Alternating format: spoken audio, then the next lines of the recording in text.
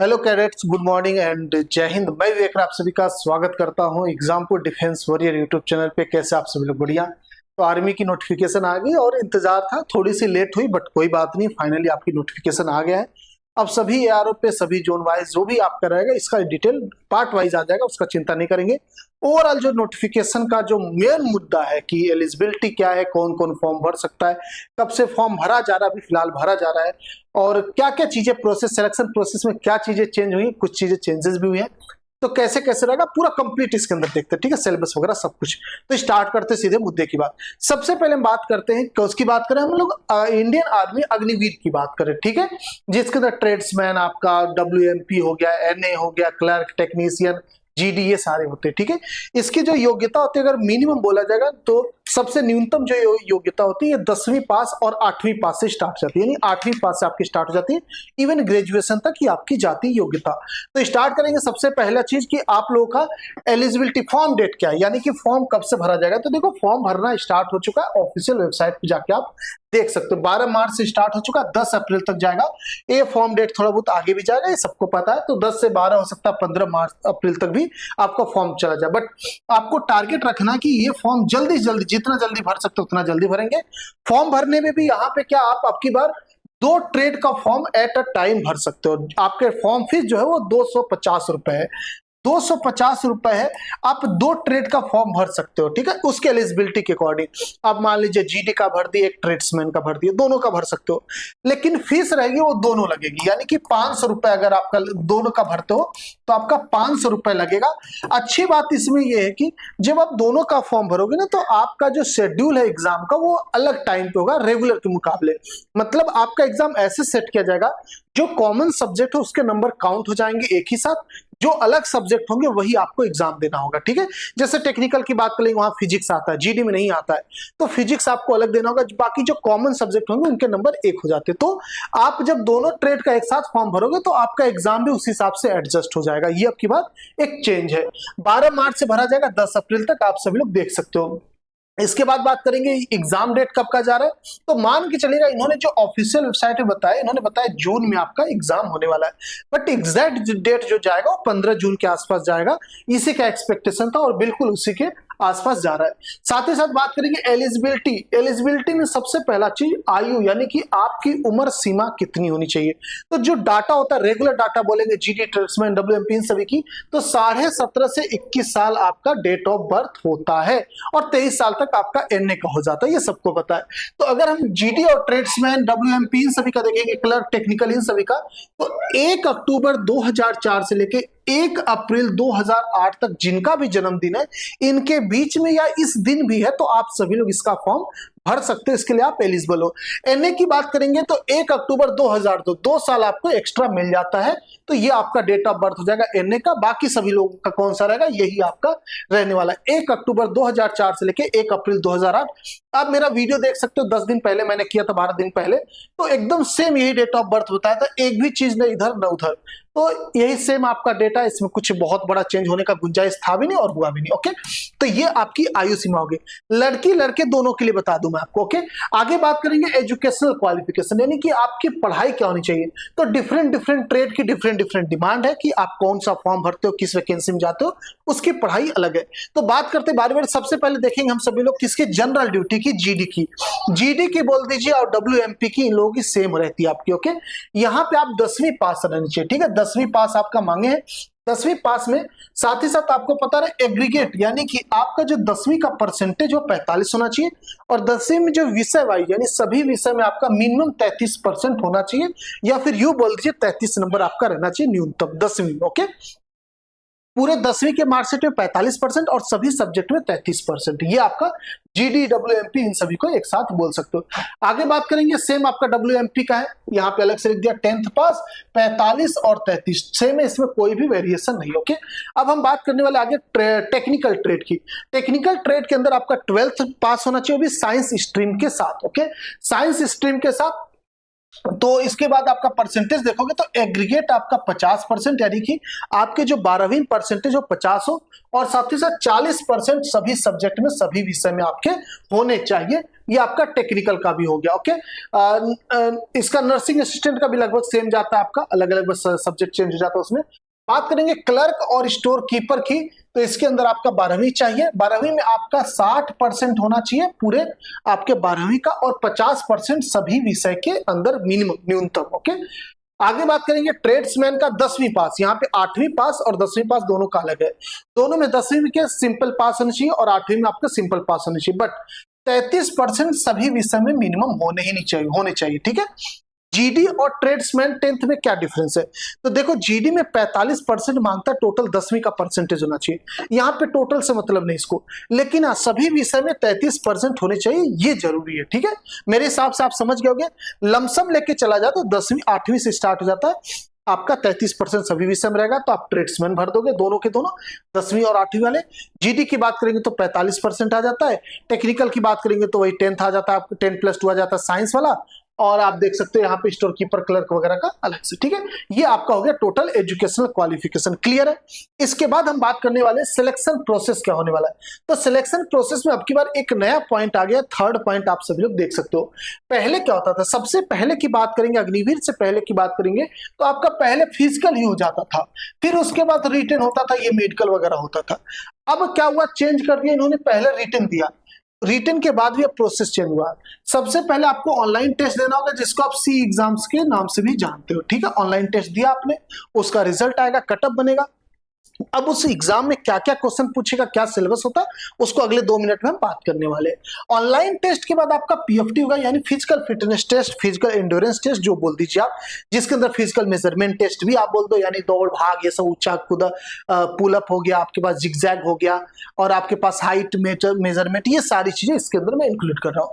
इसके बाद आपकी एडेप्टेबिलिटी टेस्ट आती है। ये कौन सा टेस्ट है, चलिए पहले मैं इसको थोड़ा सा एक बार एक्सप्लोर कर दूं, इसके बारे में ज्यादा डिटेल बात नहीं करेंगे क्योंकि छोटा सा पॉइंट है। ये बेसिकली आपके माइंड को चेक करने के लिए। रिटन टेस्ट क्या होता है, कई बार आप बच्चे क्या करते हैं, उनको पता है ये सिलेबस, वो रट के चले जाते हैं, लेकिन उनके दिमाग किस लेवल पे काम कर सकता है, कहीं इमरजेंसी पड़ गया, कोई कुछ इनिशियली आपको डिसीजन लेना पड़ा इंस्टेंटली, तो आप ले पाओगे कि नहीं, यही चीज ये चेक करता है। दूसरी चीज, आप देश के भविष्य के बारे में क्या सोचते हैं, देश के लिए आपकी मेंटेलिटी क्या है। ठीक है, तो वो सारी चीजें पढ़ाई से नहीं आ पाती, वो इन्हीं सबसे आएंगी। एडेप्टेबिलिटी टेस्ट बेसिकली आप ऐसे समझो कि ना, एक रीजनिंग का एसआरटी टाइप का क्वेश्चन आएगा, सिचुएशन रिएक्शन टेस्ट जिसको बोलते हैं। मतलब बोल देगा कि एक रात को आप जा रहे हो कहीं से, और आपने देखा कि कोई लड़की अकेले जा रही सड़क पे, तो आप क्या करोगे, पुलिस को बुलाओगे, या उसको घर छोड़ के आओगे, या उसको घर वालों को फोन करके आओगे, बुलाओगे, मतलब ऐसा। फिर आपको एक सेलेक्ट करना होगा उसमें से। ठीक है, तो सिचुएशन रिएक्शन टेस्ट इसको हम लोग बोलते हैं। तो ये माइंड को कैलकुलेट करता है कि भैया ये इस लायक है कि नहीं। ठीक है, तो ये बहुत सिंपल सा चीज है, इसका प्रैक्टिस आपको कराया जाएगा, उसका टेंशन नहीं लेंगे। अब हम बात करने जा रहे हैं ऑनलाइन टेस्ट, क्योंकि जो मेरिट बनती है वो इसी पे बनती है। हालांकि फिजिकल फिटनेस टेस्ट का भी आपका नंबर जुड़ेगा, बट जो मेजर होता है वो सिलेक्शन का यही कारण बनता है, ऑनलाइन टेस्ट। ऑनलाइन टेस्ट के अंदर सभी ट्रेड का अलग अलग सिलेबस होता है, अलग अलग एग्जाम होता है, अलग अलग कट ऑफ होता है। ठीक है, बात करेंगे सबसे पहले हम सभी लोग यहाँ पे किसकी, जनरल ड्यूटी की बात करने वाले। ठीक है, यहाँ पे बात करने जा रहे हैं हम लोग जनरल ड्यूटी और साथ ही साथ ट्रेड्समैन की। ठीक है, यहाँ पे देखेंगे ट्रेड्समैन 10th और ट्रेड्समैन 8th की। तो देखो यहाँ पे आपके पास टोटल जो नंबर ऑफ क्वेश्चन होंगे, जनरल नॉलेज के 15 आ जाते हैं। मैं जीडी की बात करूं, जीडी WMP, ठीक है, 15 हो जाएंगे। जनरल साइंस का आपका कितना हो जाएगा, 20 हो जाएगा। मैथ 10 हो जाएंगे और रीजनिंग 5 आ जाएगा, यानी टोटल आपके यहाँ पे 50 क्वेश्चन बनते हैं। देखेंगे 50 क्वेश्चन, एक क्वेश्चन 2 नंबर का, यानी 100 नंबर का आपका पेपर यहाँ पे बनता है। ठीक है, एक क्वेश्चन 2 नंबर का है, 35 आपका पासिंग मार्क्स है। अगर आपका सी सर्टिफिकेट है तो यहाँ पे आपको एग्जाम की सी सर्टिफिकेट के साथ, ग्रेडिंग के साथ आपको एग्जाम की जरूरत नहीं पड़ती, सीधे आपको फिजिकल में बुलाया जाएगा। ठीक है, अब मैं बात करूंगा ट्रेड्समैन 10th और 8th का, दोनों का सिलेबस सेम है। 15 जनरल नॉलेज है, लॉजिकल रीजनिंग 5 आ गया, जनरल साइंस 15 आ गया, मैथ आपका 15 आ गया।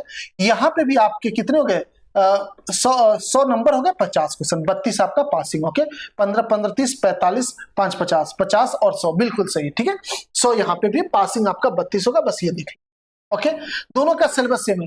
जीडी और ट्रेड्समैन में अगर देखा जाएगा तो यहाँ भी जनरल नॉलेज 15, यहाँ भी जनरल नॉलेज 15, यहाँ जनरल साइंस 20 है, लेकिन यहाँ जनरल साइंस 15 है, क्योंकि यहाँ पे क्या हो गया आपका मैथ यहाँ पे देखोगे 10 है, यहाँ पे आपका मैथ 15 हो गया, ठीक है। 5 रीजनिंग यहाँ भी, 5 रीजनिंग यहाँ भी। तो मैथ और यहाँ पे जनरल साइंस में थोड़ा सा वेरिएशन ये देख लेंगे ट्रेड्समैन और जीडी के अंदर, ओके। इसके बाद बात करेंगे हम लोग नेक्स्ट, ये आपका सोल्जर टेक्नीशियन और एनए दोनों का देखेंगे। तो जनरल नॉलेज और रीजनिंग से मिला के 10 क्वेश्चन यहाँ भी आता है, यहाँ भी आता है। यहाँ पे मैथ आपके 15 क्वेश्चन आ जाता है। यहाँ पे मैथ आप देखोगे सिर्फ 5 क्वेश्चन, ये 11 12th वाला नहीं है, 10th वाला मैथ है, ठीक है। हालांकि टेक्नीशियन में 11 12th वाला मैथ आता है, जो कैलकुलस, ट्रिग्नोमेट्री ये सब देखा जाता है, अलजेब्रा वगैरह कहने के लिए होता है, बट एग्जाम में नहीं आता, ठीक है। एग्जाम में 3-4 क्वेश्चन दे दिया 15 में से, अदरवाइज नॉर्मल क्वेश्चन होते हैं, तो आप वही पढ़ के जाओगे। यहाँ पे 5 आते हैं, यहाँ पे आपके 15 आते हैं। यहाँ पे फिजिक्स आपका 15 क्वेश्चन आएगा, यहाँ पे फिजिक्स आपका 5 आएगा। यहाँ पे केमिस्ट्री आपका 10 आएगा, यहाँ पे केमिस्ट्री आपका 15, 5 ये बढ़ा। और जो आपके फिजिक्स और मैथ से कम हुए 15, एक बायोलॉजी का अलग सेक्शन बन गया, ठीक है। तो ये एनए का सिलेबस है, क्योंकि एनए जो नर्सिंग असिस्टेंट वाला पोस्ट है उसमें आपके बायोलॉजी वाले बच्चे ही जाते हैं, तो यहाँ पे बायोलॉजी आपका ऐड हो गया।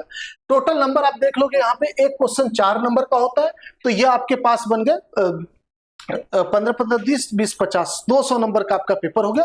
200 नंबर में से आपका 80 नंबर होना चाहिए मिनिमम पासिंग, ठीक है। दोनों पेपर आपका 200 नंबर के हैं। आगे बात करेंगे नेक्स्ट, आपका जो सिलेबस है ये आपका देखेंगे हम लोग सब लोग किसका, क्लर्क का, ठीक है। क्लर्क वगैरह का देखेंगे तो यहाँ पे आपके पास जनरल नॉलेज आपका 5 क्वेश्चन आ जाता है, जनरल साइंस 5, मैथ 10 हो गया, कंप्यूटर साइंस एक एक्स्ट्रा यहाँ पे सब्जेक्ट आ जाता है। और साथ ही साथ जो आपका क्लर्क का पेपर, ये पार्ट 1 और पार्ट 2 दो होता है, ठीक है। पार्ट 2 अकेले इंग्लिश के 25 क्वेश्चन आते हैं, ठीक है। टोटल आपका 200 नंबर का पेपर होता है, और यहाँ पे कट ऑफ भी अलग अलग बनता है। इनका अलग कट ऑफ बनता है, यानी इनका अलग पासिंग मार्क्स है, इनका अलग है। यहाँ पे जो टोटल पासिंग मार्क्स 80, यानी पूरे पेपर में मिला के क्लर्क के 80 आपका होना चाहिए 200 में से, और 32 नंबर इन सभी से मिला के, और 32 नंबर अंग्रेजी में आपका होना चाहिए, ठीक है। ये आपका हो गया सिलेबस कंप्लीट, ओके। आप सब लोग देख लेना, कोई बचा होगा तो आप कमेंट कर देना, उसका अलग से बता देंगे। अब बात करेंगे इसके बाद, जब आपका सिलेबस यानी रिटन हो गया, ठीक है। रिटन के बाद आपका क्या होता है, पीएफटी होता है। इस पे बात कर लेते हैं पीएफटी पे। तो पीएफटी के अंदर बेसिकली आपका हाइट की अगर हम बात कर लो लमसम, तो 162 से स्टार्ट हो जाता है, यानी कि मेल हो या फीमेल हो 162 सेंटीमीटर से आपकी हाइट मिनिमम स्टार्ट हो जाती है। अब अलग अलग जोन का अलग अलग जो आपका एआरओ वगैरह, वहां से आप देख लेना कहां से कितना हाइट मांग रहा है, क्योंकि ये वेरी करता है हर एआरओ से। लेकिन मिनिमम यानी न्यूनतम जो आपका हाइट है 162 सेंटीमीटर मांगते हैं लोग, ओके। अब यहाँ बात करेंगे फिजिकल को 4 कैटेगरी में डिवाइड किया गया, फर्स्ट, सेकेंड, थर्ड, फोर्थ, यानी 4 ग्रुप बना हुआ है, ठीक है। 4 ग्रुप यहाँ पे बना हुआ, ग्रुप 1 2 3 4। अब यहाँ पे नंबर आपको उसी हिसाब से दिया जाएगा। 5 मिनट 30 सेकेंड से पहले अगर आप 1.6 किलोमीटर दौड़ लगा लेते हो तो आपको 60 नंबर मिलेगा, यानी आप ग्रुप 1 में जाते हो। 5 मिनट 31 सेकेंड से लेके 5 मिनट 45 सेकेंड के बीच में अगर खत्म करते हो तो 48 नंबर मिलेगा। 5 मिनट 46 से लेके 6 मिनट के बीच में खत्म करोगे अपनी दौड़ तो 36 हो जाएगा। और 6 मिनट से लेके 6 मिनट 15 सेकेंड तक करोगे तो 24 नंबर आपको मिलेगा। ऐसे पुलअप का है, यानी बीम खींचने का, अगर 10 बीम खींच लेते हो आप तो आपको 40 नंबर मिलेगा। 9 पे 33 मिलेगा, 8 पे 27, 7 पे से 21 मिलेगा, और 6 पे 16 मिलेगा। अगर 6 से कम करते हो आप डिस्क्वालीफाइड, ओके। ऐसे अगर आपका 6 मिनट 15 सेकेंड से ज्यादा लगता है तो आप डिस्क्वालीफाइड हो। आगे बात करेंगे आपका डिच मारोगे 9 फीट का, तो ये भी आपका क्वालिफाइंग नेचर है, और जिगजैग आपका क्वालिफाइंग इन नेचर, इसके नंबर नहीं बनते, ठीक है। कोशिश ये करना रनिंग आपका यही कैटेगरी में रखना, 5.5 मिनट में रखना, 1600 मीटर यानी 1.6 किलोमीटर, 7 नंबर सीधे सीधे मिल जाएगा। पुलअप यानी बीम खींच दोगे 10 तो आपका 40 यहाँ पे बन जाएगा। तो ये रहा कंप्लीट इंफॉर्मेशन। मेरे हिसाब से कुछ इसके अंदर बचा नहीं होगा। सिलेक्शन प्रोसेस हमने देख लिया, सिलेबस हमने देख लिया, सब कुछ देख लिया। आपका फॉर्म डेट क्या है, एग्जाम डेट क्या है, आपका डेट ऑफ बर्थ क्या है, एजुकेशन क्वालिफिकेशन क्या है, सब पूरा कंप्लीट इंफॉर्मेशन इसके अंदर हमने देख लिया। कुछ और बचा नहीं। अब अलग से फिजिकल मेडिकल पे अलग से मैं वीडियो करूंगा, वैकेंसी को लेकर अलग से वीडियो करने वाला हूं, तो उस पर आप लोग टाइम देंगे। फिलहाल ये फाइनल नोटिफिकेशन जो कंप्लीट था वो बता दिया। अगर आप सब लोग इसकी तैयारी करना चाह रहे हो तो ये कह दो किस्मत कितनी अच्छी है हमारी। 3 साल बाद हमारा एक बैच आया। 3 साल बाद क्यों बता रहा हूं, क्यों, एक परिवर्तन बैच आया 3 साल के बाद, जो कि सिर्फ और सिर्फ 499 में। 3 साल बाद 499 मतलब कहना क्या चाह रहे हो। देखो इस बैच की खास बात यह है कि ये साल में 2-3 साल में एक बार ही आता, तो अब की बार आया। इसकी क्लासेस 1 तारीख से स्टार्ट होंगी, यानी आपके एग्जाम से रिलेटेड है। पहली चीज, 499 के अंदर आपको आर्मी का तो कोर्स मिलेगा, एयरफोर्स नेवी का मिलेगा, वो भी अग्निवीर, सेम सिलेबस आ जाते हैं। आप वाई ग्रुप का देख लो, एयरफोर्स वाई, नेवी एमआर का देख लो।